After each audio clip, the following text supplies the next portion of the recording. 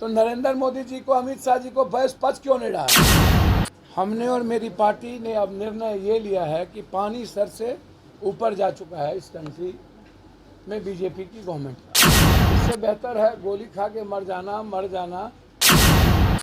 और आप विपक्ष को 2 साल का जबरदस्ती सजा करवा दिया और उसके बाद अब लगातार विपक्ष को समाप्त करने की 2024 के बाद तैयारी। 5 सदस्यीय पुलवामा की घटना देश में सैनिकों का बलि सिर्फ सत्ता के लिए चढ़ा दिया गया।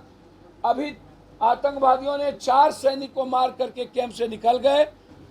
हमने और मेरी पार्टी ने अब निर्णय ये लिया है कि पानी सर से ऊपर जा चुका है इस कंट्री में बीजेपी की गवर्नमेंट का। इतना अति अब चुप रहना, इससे बेहतर है गोली खा के मर जाना। लेकिन जिस तरीके से लगातार स्वायत्त संस्था को इस्तेमाल करके विपक्ष और लोकतंत्र की आवाज़ को ख़त्म किया जा रहा है और सीबीआई ईडी से डरा कर 2024 का चुनाव, कर्नाटक का चुनाव लड़ने की तैयारी की जा रही है।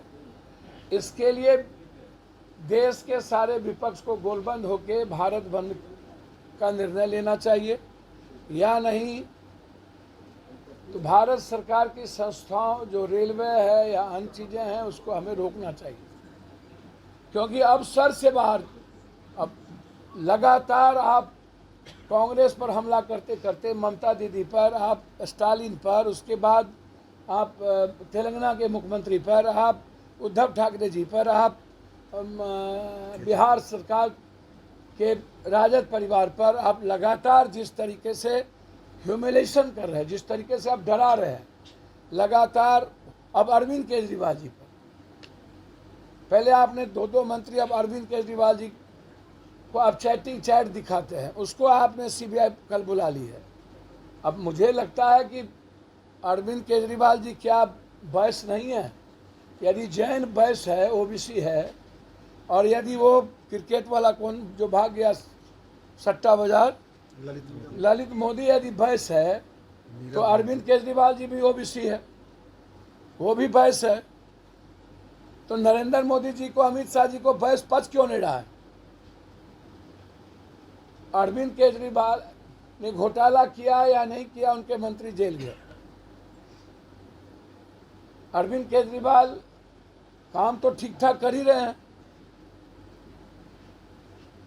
और अब सबसे बड़ी बात है कि आज़ाद हिंदुस्तान के बाद दिल्ली का 7 लोकसभा जिस दल के साथ रहता है, देश का पीएम वही बनता है।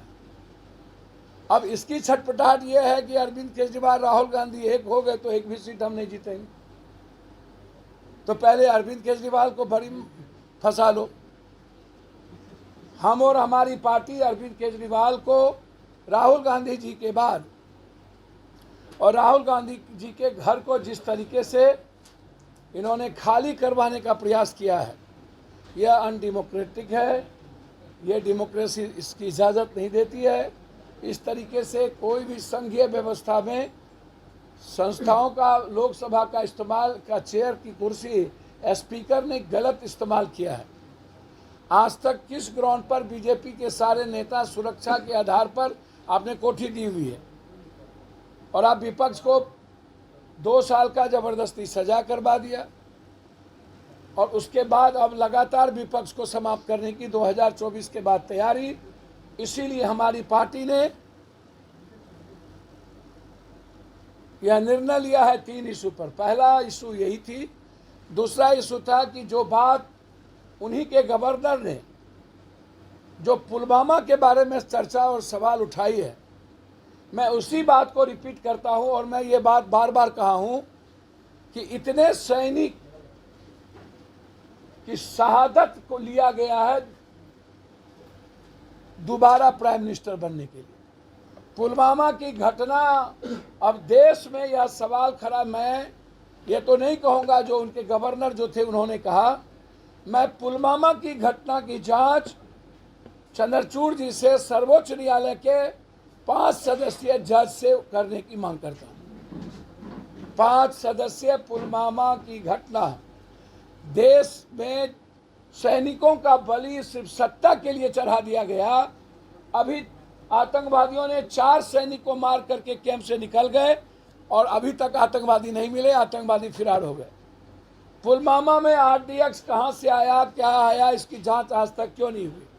इसीलिए जो सवाल उठाए गए हैं उनके पूर्व गवर्नर के द्वारा, मैं इसको सुप्रीम कोर्ट के जज से मांग करता हूं। तीसरा, मैं सरकार से, अपने सरकार से आग्रह करता हूं, नीतीश कुमार जी से, जो एसटीटी, टीईटी, इन सारे नियोजित शिक्षक के बारे में जो